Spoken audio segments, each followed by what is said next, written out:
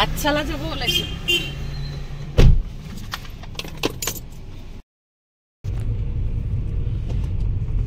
ওলাই আহিছো পাঠশালালৈ আজি যেহেতু মোৰ ক্লাছ আছিলে পাঠশালা কিন্তু টিহুলেকেহে যাম কাৰণ যিখিনি মোৰ মানুহ হৈছে সেইখিনি টিহুতেই লগ হ'ব গতিকে টিহুলেকে যাম টিহুত আজি ক্লাছ দিম গা খুব বেয়া মাতটো শুনি চাগে কমেই পাইছে তথাপিতো যেতিয়া কিবা এটা দায়িত্ব লোৱা হয় দায়িত্বটো যিমান গা বেয়া হ'লেও কৰিব লাগে বুলিয়ে ভাবো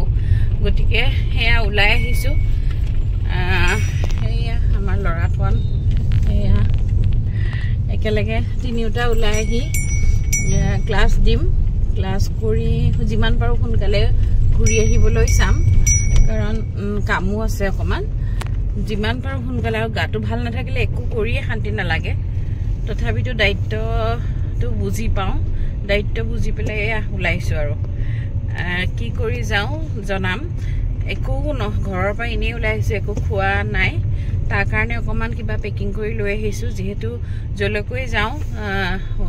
যাতে আমাৰ লগত তাৰ একো অসুবিধা নহয় সেইটো কথা মই চিন্তা কৰো ঘৰৰ পৰা অকমান হলেও কিবা তাৰে খোৱা লৈ যাওঁ বাটত যদি মানে সুবিধাত থাকেতো খাই থাকিব পাৰে কিন্তু যদি সুবিধা নহয় অসুবিধাত থাকে তেতিয়াহ'লে যাতে সেইখিনিয়ে কি কাম চলাব পাৰে তেনেকুৱাকে মই সদায় লৈ লওঁ আমি এতিয়া যাওঁতে ক'ৰবাত কিবা এটা খাই পেলাই যাম আৰু চাহ একাপ ক'ৰবাত খাই পেলাই তেনেকৈ গৈ থাকিম আৰু ক'ত কি কৰি গৈ থাকোঁ দেখুৱাই থাকিম আপোনালোকক আমি আহি পালোঁ মালিগাঁৱৰ পৰঠা হাউচ আৰু আমি পৰঠা খাই ল'লোঁ তাৰপিছত পৰঠা খালোঁ ইয়াৰ পৰঠাটো বহুত ফেমাছ হয় আৰু ইয়াৰ পৰঠা খোৱাৰ পাছত আকৌ আমি টিহুলৈ যাত্ৰা কৰিলোঁ ইমান বেছি ভিৰ আছিলে আমি বহুত সময় বহিব লগা হৈছিলে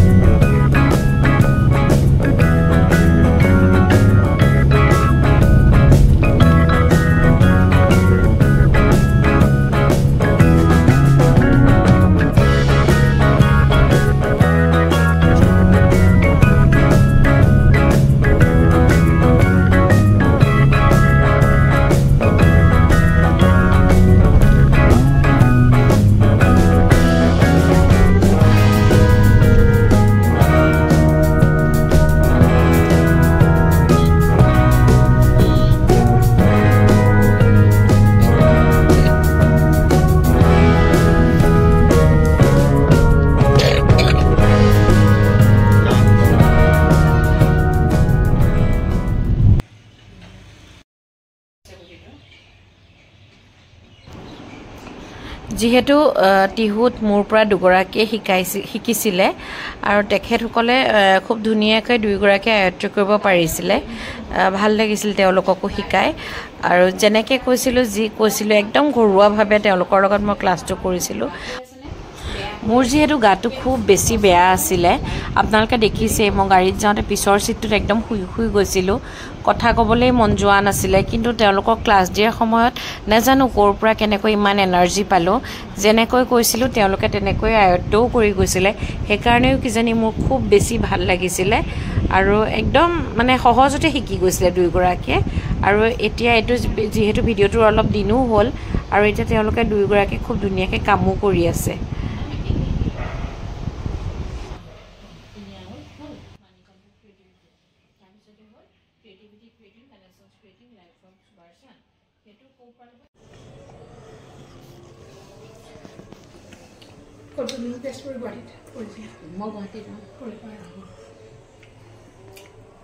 জলফাই বেলেগ টেষ্টি হৈছে এনেকৈ ক্লাছ কৰিলে কৰি থাকিবই পাৰি মই তাৰমানে সেই কৰিতে মই মানে কি খোৱা হয় নহয় স্কুলটো থাকিলে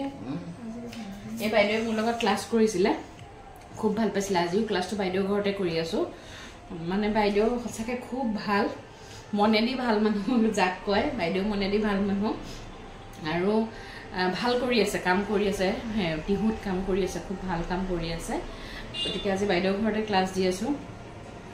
বাইদেৱে কিবা কিবি ক'ব কি কৰি আছে অকণ লাহেকৈ ক'ব ন ক'ব বহি ল'ব পাৰি অঁ বহি লৈ ক'ব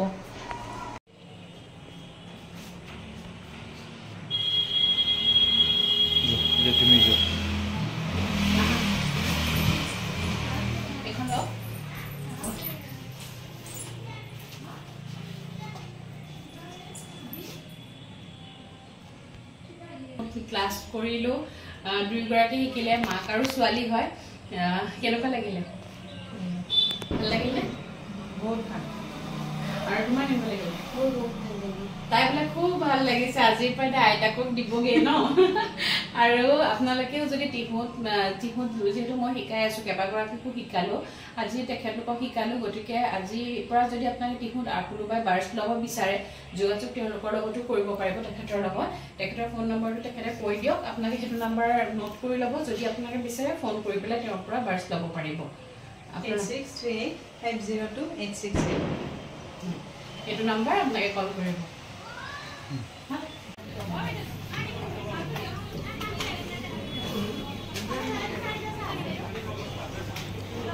ঘূৰি আহোঁতে আমি প্ৰণীতা হোটেলত সোমাইছিলোঁ প্ৰণীতা হোটেল যিহেতু আমাৰ বিখ্যাত গজাৰ কাৰণে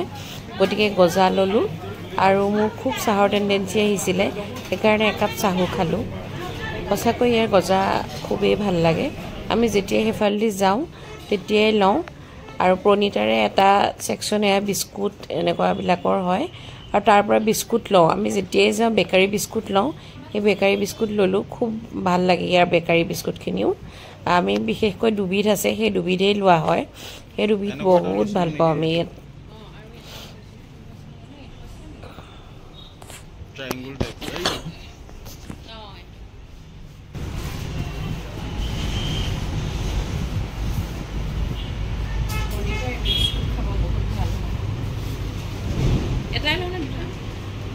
দুটাই লোৱা এই দুটাই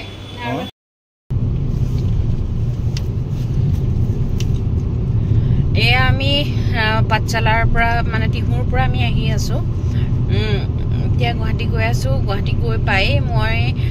মোৰ বাৰ্ছ আছে মই বাৰ্ছত যাম আৰু